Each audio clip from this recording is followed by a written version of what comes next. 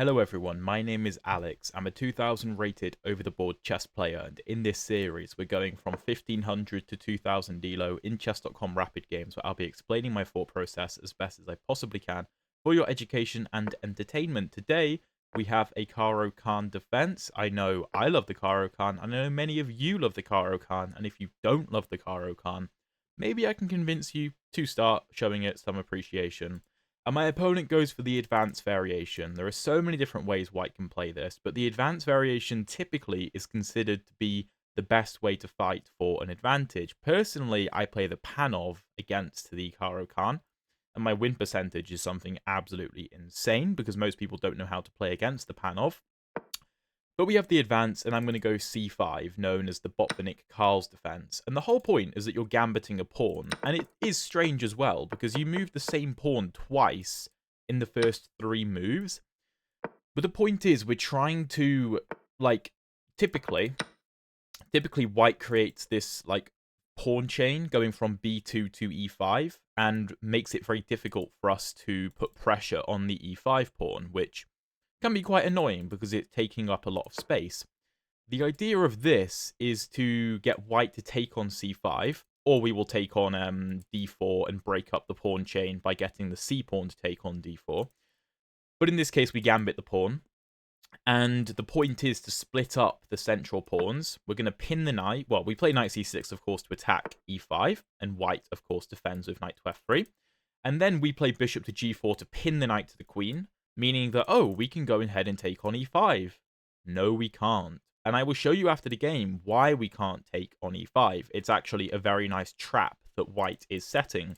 This c3 move has a few functions. One of them is to prepare a bishop coming to d4 with extra support, so if take, the pawns are very nicely defended. The other is to give the queen access to a4, and you can already see how tactics could emerge through that. But we can't take here, so instead we will play the move e6. And again, in the post-game analysis, I will explain the traps that white is setting. And I believe the move bishop to e3, is what my opponent plays. He is, of course, defending his c5 pawn. Again, it looks like I can take on e5. But if I remember correctly, I can't. Yes, I can't because of bishop to b5 check. So there are some lines where b6 is played, not just yet, but there are some lines where black gambits the pawn entirely and doesn't win either of the pawns back. But for now, we will play knight g to e7, and we will put the knight on f5 to apply pressure to the bishop, which is, of course, defending the c5 pawn. We have pressure on e5, we have pressure on the knight, we will have pressure on the bishop, and we have pressure on c5. This is probably a slightly uncomfortable version of the Caro Kann for black, and if on move 3, instead of c5, you prefer bishop to f5, that's also completely viable, but there's also some very scary lines after h4, known as the Tal variation, which can be very, very scary to deal with. So personally, I don't mind playing down a pawn all that much, because after knight to f5, I mean, even though we're down a pawn, I'd say all 3 of these minor pieces are placed pretty much perfectly. I mean, our knights are on light squares, applying pressure to the dark squares in the center of the board. Our bishop has a clear target on c5 to be going after, and the light squared bishop, which is typically, well, the whole reason that you play the Caro Kann rather than the French, so you go c6 and then d5 rather than e6 and then d5, is so that you can try and get the light squared bishop outside of the pawn chain before shutting it with the move e6. That's kind of the whole point of the Caro Kann. It's like a different type of French defense at a very basic level, where you try not to have the bad French bishop. And this bishop is doing an excellent job of fighting for the dark squares in the center because it's immobilizing the knight on f3. So while my bishop can only see light squares, this knight is seeing dark squares, right? Because knights see the opposite color to the one they're standing on at that point in time. Therefore, our bishop is by proxy fighting for the dark squares. And this is exactly what this bishop is doing as well. It's pinning my knight, which is fighting for the dark squares. Now, in this position, the threat, essentially, is to take this bishop completely ruin the pawn structure, and then take on c5. So I believe one of the main moves is bishop to d4, which kind of justifies this whole c3 move, because now if we take, the c pawn will take back. We can't do something like take, take, take because of the pin on the knight. So white is also trying to play the move b4 in a lot of these lines, but we can typically counter that with the move a5. We can also consider a6, and to be fair, if I remember correctly, I think a6 is even a move here, stopping bishop to b5 at any point. So we will check that with the post-game analysis, but this is also a perfectly reasonable line to go for. a6 now, just bishop to a4. And to be honest, I'm not sure what we achieve there. So I would say we can just go bishop e7 and castle. We could consider the move queen to a5, which applies pressure to the bishop. And typically knight c3 is played there to block off this diagonal and defend the bishop. But of course, if we go queen a5, there is no knight c3 because the pawn has already been committed to c3. I believe the main move is a4. And things get a little bit dicey for black because after a4 defending the bishop, a6 trying to attack the bishop, b4 attacking the queen, something like queen c7, and then maybe the bishop retreats to d3. These pawns can become incredibly scary because they're advancing with tempo, as in defending the bishop and then attacking my queen. So personally, I'm not really going to be too bothered about that. I'm just going to get myself developed and castled. And I think I had a video relatively recently in this exact same line. I believe it was this exact line.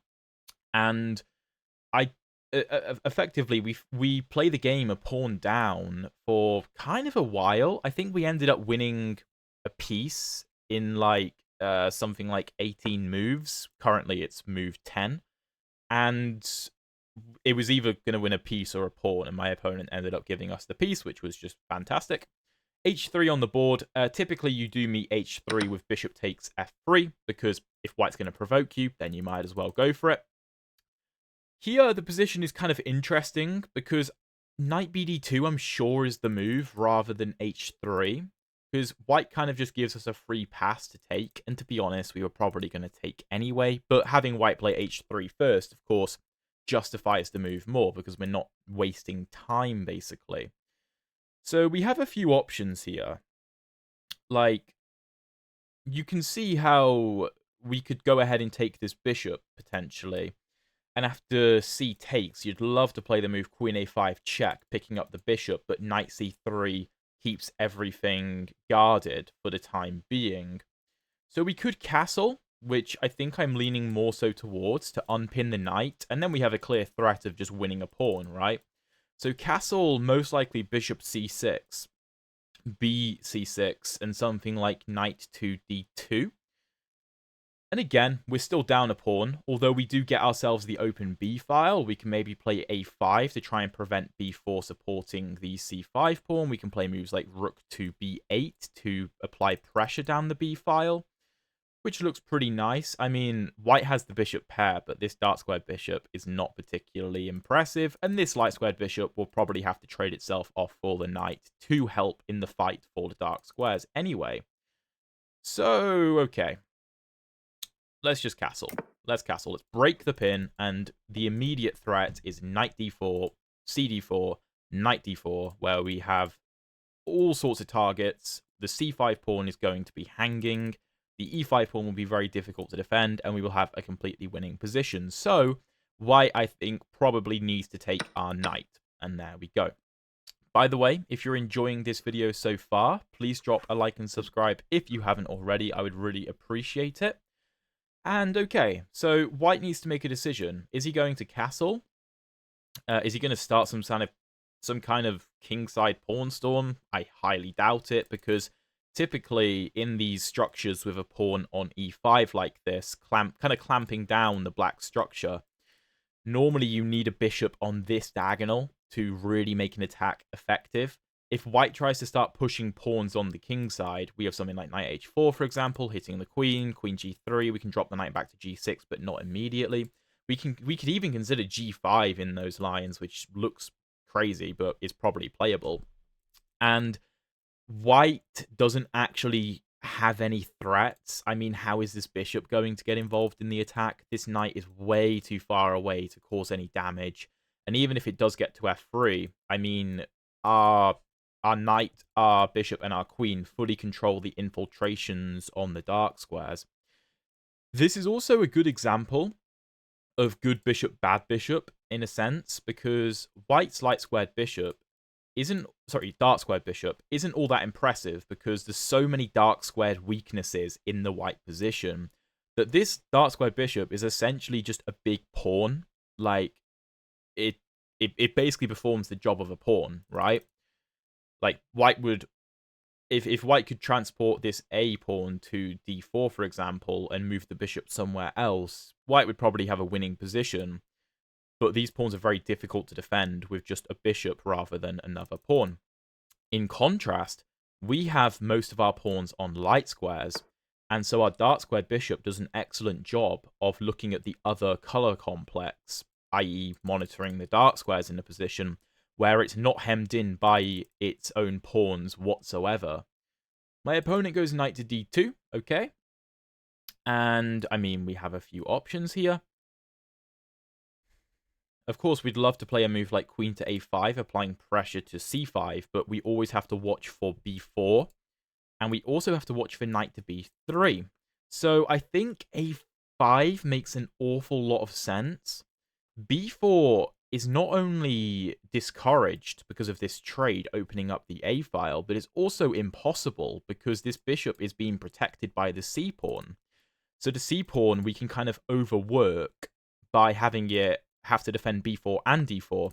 Therefore, a5, which I think is the move I'm going to choose, makes b4 essentially impossible.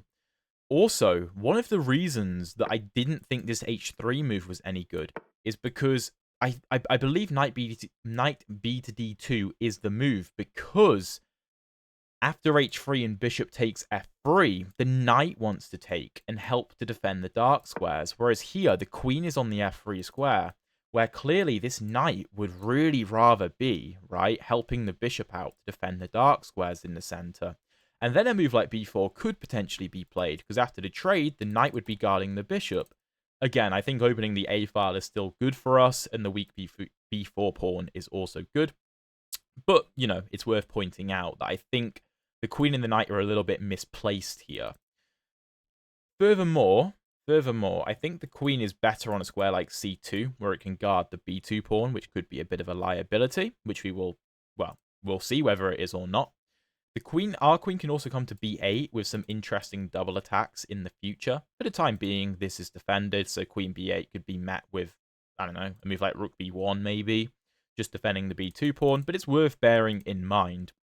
I also like the move a5 because we discourage knight to b3, which looks like it's supporting the dark squares excellently, but knight b3 we can just hit with a4, forcing the knight back, and then b4 can always be met with en passant. Okay, a4 is a very committal move. Very committal. So, of course, he's trying to stop us from going a4, where b4 would be met with en passant, which is difficult for white to deal with. However, we still have very nice control over b4, and by playing a4, white can't play a3 to support the b4 square. We did, however, have a video recently where an opponent did play a3 trying to go b4, and we just played a4. And then b4 can never be played because after en passant, this pawn can't take back because it's on a3, and then the pawns just get split up and it's hopeless for white. So a4. And effectively, that seems to be isolating the c pawns because this b pawn can't get up the board very well. So a move like rook to b8 is very tempting, just applying pressure down the b file. I don't particularly see a reason not to play that. We also have queen b8 if we'd rather that, but after a move like rook b1, I mean, where is our queen going? We could try queen to a7 to apply pressure, which is interesting. But I think I prefer rook b8, because we could always get our queen to a7 via c7 if we really want to. We also... potentially have ideas of bishop g5, just applying pressure to the knight and discouraging white from castling because we can take, and kind of playing on the fact that the knight can't go to the f3 square, which would hit the bishop and get it out of danger. But that seems a little bit unnecessary, to be honest.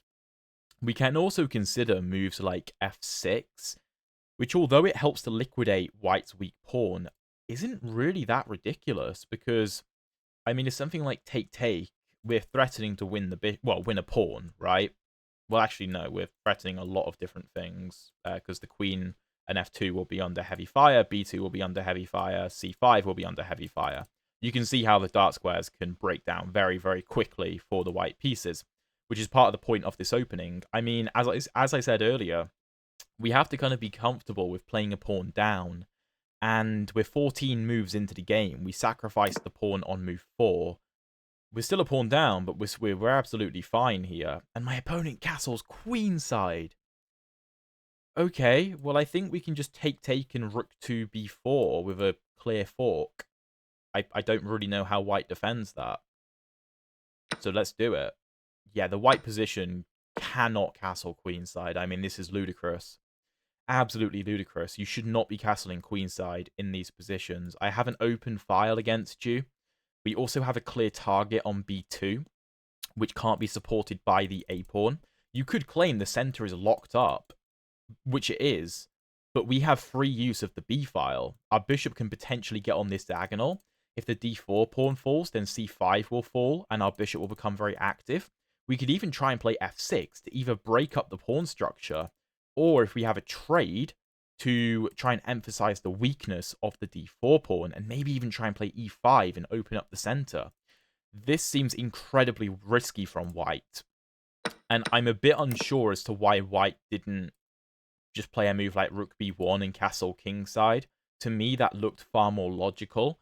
And I mean, it's a bit of an uncomfortable move to have to play. And arguably, after rook b1, we could maybe just take the bishop and go rook b4 all the same. But then, I mean, losing the a-pawn wouldn't be quite as big a deal because your king wouldn't be on c1. Whereas here, the king is on c1. So let's say, I don't even know, what's a good move here? Knight b3?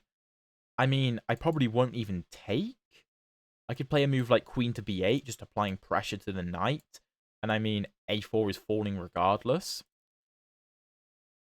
You could play queen to a3 to desperately hang on to the a4 pawn.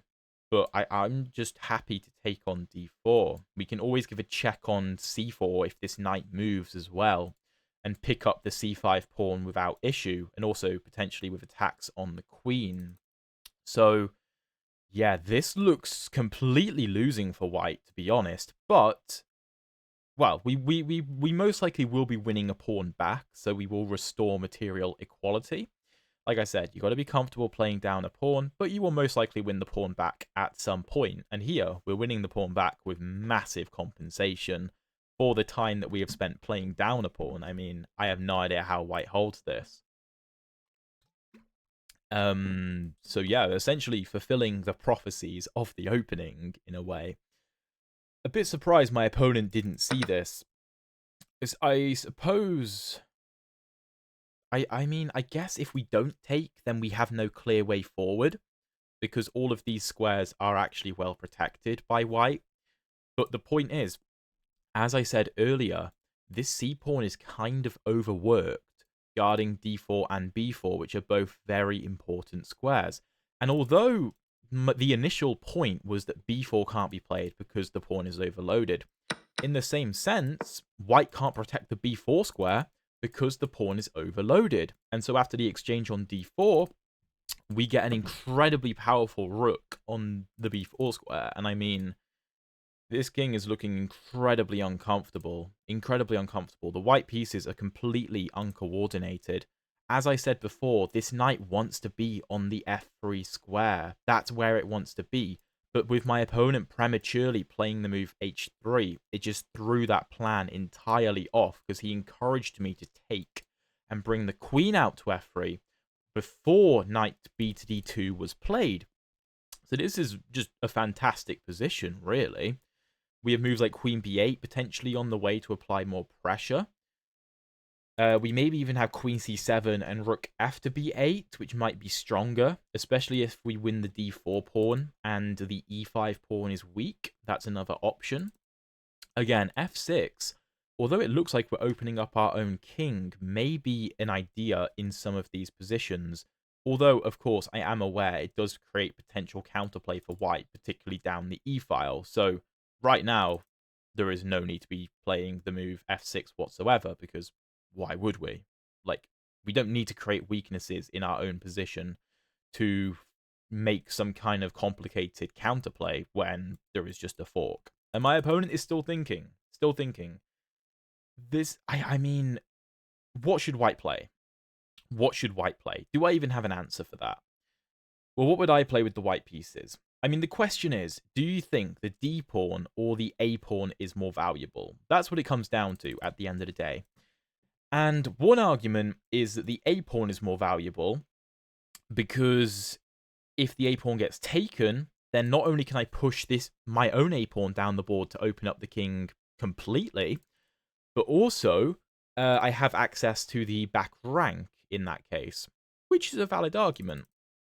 However, I think the D pawn is actually the more valuable pawn because it's the only thing holding together the white structure, and it's also the only thing keeping my bishop out of the game. I think I'd much rather win the D pawn than the A pawn as the black pieces, because once the D pawn falls, maybe you can play f4 or knight to f3 to support the e5 pawn. But the c5 pawn will fall along with it. I mean, this is the entire point of c5 on move 3. This is the entire point, because after take, sorry, not after take, yeah, after takes, these two pawns are incredibly hard to defend. I mean, that is the entire point of this opening system. And although this was played on move 3, and we're now 14 moves later on move 17, the same principles still apply. So my opponent goes knight to b1, opening up the rook's defense of the d4 pawn. So of course we are going to take on a4. And either my opponent is trying to play knight to c3 for some reason. I mean, I don't really know what that accomplishes, to be honest. Or he's just trying to preemptively prevent rook to a1 being played with check on the king. But I mean, why? I mean, what does g3 do? Is he preparing h4? Maybe? I don't know. That seems very odd. And also, further, I think we can just go for this, giving a check. I thought the queen would move so that f4 could be played. So let's say something like after this, I mean queen e3 maybe, and then if bishop to g5, then f4, and white actually has ideas of attacking me.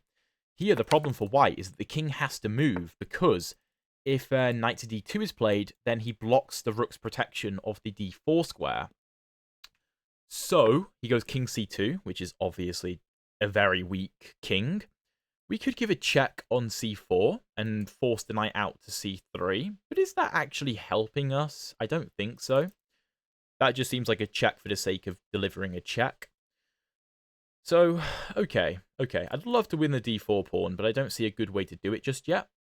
We could just build up pressure on the b file and bring like all of our pieces somehow over to the b file and just kind of try and destroy white. We could maybe reroute the queen to the b4 square and then bring a rook behind so that we have pressure on the 4th rank and on the b file, and maybe a move like rook a2 could just end the game on the spot, which, the more I look at it, looks very, very appealing. If queen b8, queen b3 offering a queen trade, it would actually be a good idea maybe to accept the queen trade, double up on the b file.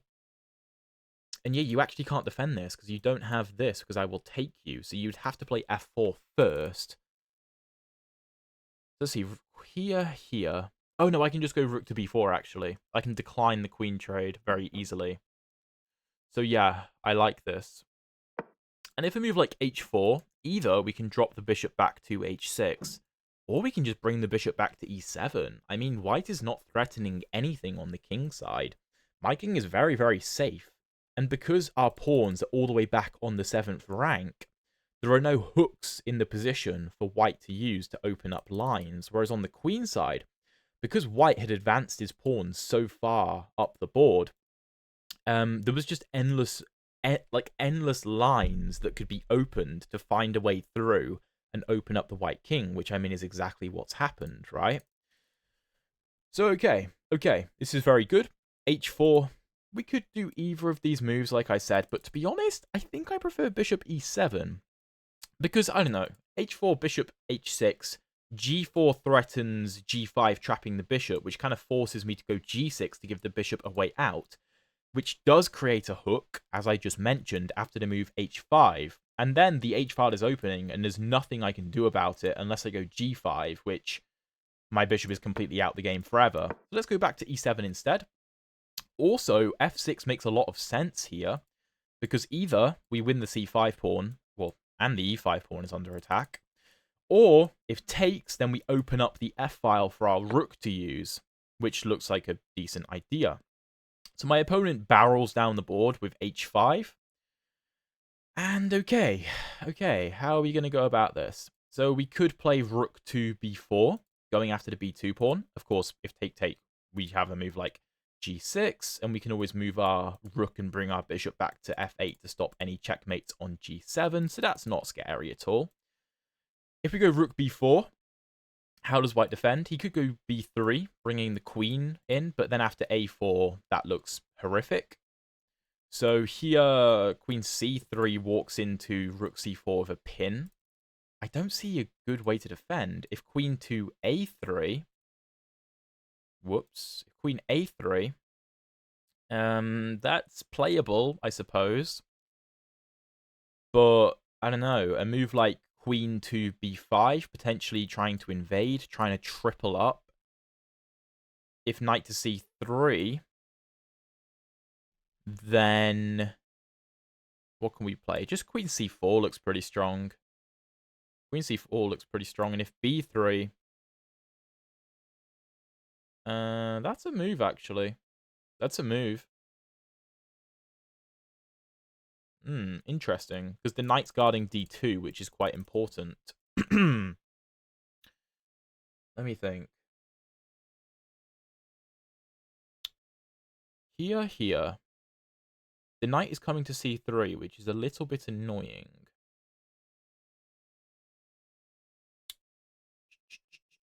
Maybe then we go f6. Maybe then we go f6 and try and open up the f-file. If take again, there's way too many things hanging. So f6. Well, sorry. Rook b4, queen a3, f6, take. Bishop takes probably. Looks like it makes the most sense going after d4. Because if rook takes, then f4 looks fine. And then how is white defending that? I don't know. We could try and go f6 immediately. And if takes, rook takes, white has a bit of a dilemma. Because after a move like queen e3 and rook to b4, you no longer have queen a3 because f2 hangs. So to be honest, f6 looks really, really strong. Now, what do we do if queen to g4, trying to take advantage of the weak e6 pawn? Because if we go here, and then f6, then there is no queen g4, of course, because the queen is all the way over on the queen side. So, also, there is f4 potentially. There is f4. So, f6, queen g4. We could go f5 and try and lock the position up. And after queen back to f3. Continue with the plan. I'm not sure what we've achieved by bringing the pawn to f5, though. Here. I mean, we can't just take. That seems irresponsible to allow the queen in with check. Yeah, maybe not. Okay, let's start with rook b4. This can't be a bad move. Because the queen... I think queen a3 is the only move. Because like I said, b3, a4 looks like game over. Queen c3 walks into a pin. And the c3 square is taken away from the knight. And that is game over. My opponent resigns. GG. Okay, well that was a little bit anticlimactic, to be totally honest. Let's see what the computer has to say. So 74.7% accuracy for my opponent, 83.5% for us. Not a perfect game, but I will, of course, see what the engine suggests in some of those lines we were just looking at. But firstly, we're going to look at the opening. So, the advanced variation, we go c5. And there's loads of ways white can deal with this. White can go for c3, and after knight to c6, either he takes, he can go bishop to b5, he can go knight to f3, which is very common, but actually not a good move after this sequence of moves. I have loads of videos in this exact position. Very nice for black. dc5, though, we go knight c6, my opponent goes knight f3, and we go bishop to g4. I like this particular line because a lot of the time bishop b5 gets played, and then we don't have time to bring the bishop out before we go e6 because, as you can see from the evaluation, white gets way too much activity, and the computer it really wants to fight for the dark squares in the center, and it literally wants to bring the bishop to g4, wasting a full tempo, which we can't afford to waste. So if bishop b5, we just go e6, we go, okay, our bishop is going to be behind the pawn chain, but we will win one of these pawns back, and we can always go bishop d7 to pressure this bishop if we want. So we get this, c3. Here we cannot take on e5. Can you figure out why? Pause the video, figure it out. Well, the move is not queen to a4 check with a fork, because then we have bishop back to d7. We haven't played e6, so we can bring the bishop back, and here we're just up a clean pawn. The move also is not bishop to b5 check, because then we can drop the knight back. And, I mean, white has good activity in compensation for the lost pawn. c4 is often a move in these positions. But this is also not the big problem. The problem is knight takes e5. White takes the piece. And if we take on d1, then bishop b5 check. The queen has to block. That's the only move. And after take, king d8, knight f7, king d7, king d1, knight f6, knight h8. I mean, we're down 9 points of material here. Like, we're down like a rook and a rook and a piece and a pawn. It's pretty bad.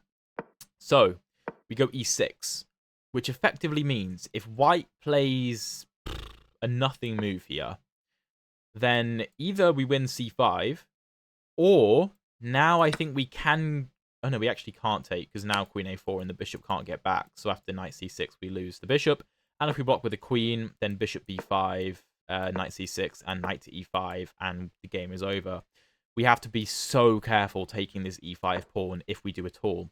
So my opponent goes bishop to e3. Again, we can't take, because now queen a4 check. If the queen blocks, then bishop b5, knight c6, and either white can just take the bishop, or again, knight to e5 with devastating consequences. So, also, if here and the knight drops back, we of course lose the bishop. So we again can't take the pawn. Now, sorry, this position. We can take on f3 and play the move a6, stopping this, which the computer is a fan of. I believe we can also just go a6 immediately, which I think I, in retrospect, realized was probably the move. And then if knight bd2, I believe we can take on e5, because if queen to a4 check, queen to d7, there is no bishop to b5. That's the whole point. So after take, and b4, white holds on to his c5 pawn, but we win the e5 pawn, and then we just have a relatively comfortable position. White has kind of a 3-on-2 over here. I wouldn't count this pawn because we control the c4 square, and we have very nice control of the center. Instead, I go knight g to e7, which is still a fine move. Bishop b5, pinning the knight. The computer does prefer knight bd2. It does prefer that. So bishop b5, we go knight f5. That's a mistake. So queen a5 is the move that I initially saw, and the computer loves it. My issue was a4, a6, b4, queen c7. But the computer... Oh, yeah, no. Oh, we take with the knight. That's what I missed. I missed that we can take with the knight. And then, I mean, e5 is so weak. If bishop d4, we have a5. And if b5, then we have quite a few wins. I mean, we can take, queen take, knight d4, cd4, bishop c5, dc5, and then we can take here with a check, which is very nice. So, yeah, knight f5 is a mistake. And either white needs to play bishop c6 or queen to a4. Oh, yeah. Yeah, this is actually a big problem. This is a big problem. Here, king e7, gf3. I've actually fallen for these traps before. It's not quite as bad as it looks, but it's not great. It's not great. So, bishop d4 is played, and that is a mistake. Bishop e7. Now, white can't go for the same ideas because the bishop blocks the scope on my g4 bishop. And also, we're ready to castle. Better is the move knight to h4, going after this knight and the g2 pawn. So, with knight bd2, we can take here, king f1, and a move like bishop to h3 or knight to f4 is very, very strong. We win our pawn back, and the white king can't castle. But I didn't see that. Bishop d4. I went bishop to e7, just a very normal developing move. h3 is an inaccuracy, a big inaccuracy. Knight bd2 is the best move, or just castling. And now after something like castles... Oh, now we take, sorry. So, bishop c6, bc6, and now with h3, taking isn't so good for us, because the knight gets here and is incredibly strong, so it's better for us to take on d4. If this happens, then we take and win the c5 pawn back. And if pawn takes, then we keep hold of our bishop. And we have the bishop pair versus the knight pair. We're a pawn down, but we have clear lines of attack on the white position, and f6 is probably going to happen at some point. But h3, take, castles is good. Bishop c6 is forced. Otherwise, I mean, how are you dealing with this? So bishop c6, bc6, and knight d2. Here, a5 is inaccurate. The computer prefers queen b8, which I did see. After rook b1, though, it wants f6. Interesting. And after ef6, bishop f6, I think the point is that white has to take because we're also applying pressure. So we are just threatening to win a pawn and open up the f-file, and that's pretty dire. So f6, take, bishop takes. If bishop takes and rook takes, I guess c5 is very weak. And if castles, e5, we have this discovery in the back pocket. We're expanding in the center. We can bring the queen to e5, the rook to f8, and we just have a very nice position. a5, though, my opponent goes a4, which is a mistake. Better is to drop the queen back and prepare knight to f3, which is something that I mentioned. Well, I mentioned the knight kind of belongs on f3, and the queen is misplaced on f3. But a4, rook b8, attacking b2. Queenside castle is a big mistake. I was expecting rook b1. The computer finds bishop g5 here, which is a concept that I talked about, going after the knight, because the knight can't come to f3. And if queen to e2, take. Okay, we win the b3 square. So we don't allow this pawn to move. After castles, queen b8, let's say rook fc1, knight d4, queen d4. Then we just win b2. So if cd4, queen b4 hitting this, and we're bringing the other rook in, and this is pretty impossible to defend. Rook c3. Oh, by the way, if queen takes, then rook takes, and we're hitting way too many things. But okay, my opponent castles queenside, and we play the best move. Knight d4, cd4, and rook to b4, the only move. If white gets any time at all, let's say we play a wasteful move like h6. White will play a move like queen to e3. Now with rook b4, then just b3. And we have no way in. We have no way in. So we need to play rook b4 straight away. And the best move here is queen to e3. As I said, the d pawn is actually the more valuable pawn. After rook a4, king c2, the computer, I think, wants to challenge me on the a file. So we bring the rook back. Yeah, rook a1, and this is an interesting position. Knight b1, though. Here, rook a4 is a miss. Queen b8 is better. Which actually, now I think about it, makes a lot of sense. But after queen a3, defending both, now f6. So we do use the f6 idea that I mentioned. But anyway, I take on a4, g3. I went bishop g5 check. Rook c4 was also good. Why? Queen b8. Let's say king c2. Just wants to throw the a-pawn down the board. Or support this. Okay. But I went bishop g5 check. The point being that knight d2 falls into rook d4, and you don't have f4 because the queen is in the way. And then everything is going to fall very quickly. So g3, again, I don't understand that move. If you're going to push on the king side, surely h4. I mean, I'm not going to take this. I'm not going to do that and give you the open h file. Like, there's no way. So g3, check, king c2. Queen b8 is the best move. Rook c4 check is also good, though. My opponent goes h4. As I said, bishop h6, I was a bit scared of g4. And g6 would lead to some trouble, potentially. So the computer finds f6 here, which, when you look at it, it does make sense. But it's also a scary move to play. So just bishop e7 is the best. h5, rook b4, threatening this. I also considered f6, but I was scared of queen g4. The computer literally doesn't care. It's going to allow the queen in and basically say, look, you can't defend your b-pawn, which is actually quite true. And if something like this, queen b2, we just have mate in a few moves. No, okay then. Well, I was expecting the move queen a3, and here I had prepared f6, which the computer loves, so that's awesome. Point being, if takes, we don't take with the rook, but we take with the bishop, and you can't defend the d-pawn. That's the whole point. We're hitting too many things in the white camp, and we also have the f-file open up for our rook. Alternatively, if f4 was played, I was just going to take, and if you take with a d-pawn to keep the f-file closed, then at the very least I can take on c5. If you take with the f-pawn, then I mean rook f2, and I didn't even calculate further than this. I was like, this has to be winning. It just has to be. Like, there's no way this can be played. Yeah, rook takes d4, and I mean, we're up a pawn, the white king is stranded, c-pawn's falling, e-pawn's falling. This is fantastic. But of course, our opponent played queen c3, and funnily enough, the computer evaluates f6 almost the same as rook c4.